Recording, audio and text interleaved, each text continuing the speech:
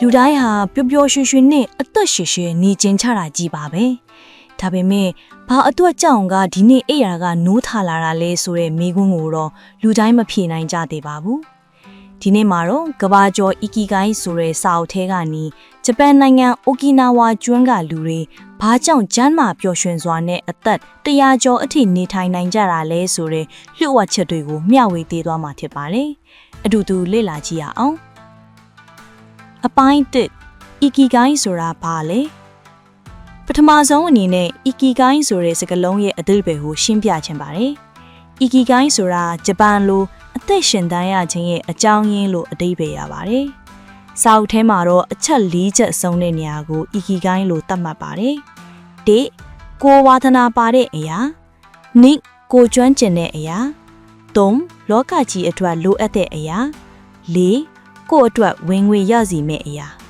ဒီ၄ချက်စလုံးနဲ့ကိုက်ညီတဲ့အလုပ်တစ်ခုကိုလုပ်နေရပြီဆိုရင်သင်ဟာစစ်မှန်တဲ့ပျော်ရွှင်မှုကိုရှာတွေ့နေပါပြီအပိုင်းနဲ့အသက်ရှည်ခြင်းရဲ့နေထိုင်မှုပုံစံအိုကီနာဝါကျွန်းကအဖိုးဖွားတွေစီကနေသင်ယူရမယ့်အချက်တွေကတော့ဘယ်တော့မှအနားမယူပါနဲ့ never retire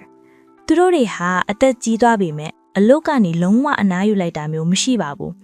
ကိုဝါသနာပါတဲ့အလုပ်တွေကိုတေဆုံးသည့်အထိတက်တက်ကြွကြွဆက်လုပ်နေကြတာပါ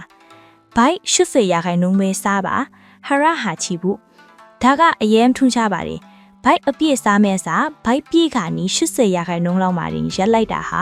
ခန္ဓာကိုယ်ကိုပိုပြီးကျန်းမာစေပါတယ်။နှွေးထွေးတဲ့အတိုင်းဝိုင်းမိုးဝိုင်း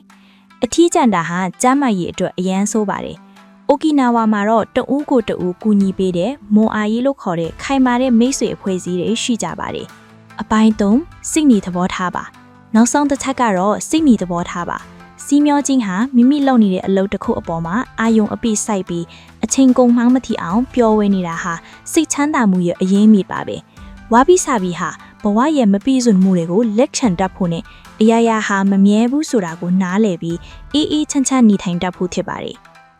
အီကီဂိုင်းစာအုပ်ကပေးတဲ့သင်ခန်းစာကတော့ပျော်ရွှင်တဲ့ဘဝဆိုတာကြီးကျယ်တဲ့အောင်မြင်မှုတွေထက်မနှက်တိုင်းအိယာထားခြင်းစိတ်ဖြစ်ပေါ်စေမဲ့ရည်ရွယ်ချက်ငယ်လေးတွေရှိနေဖို့ပဲဖြစ်ပါတယ်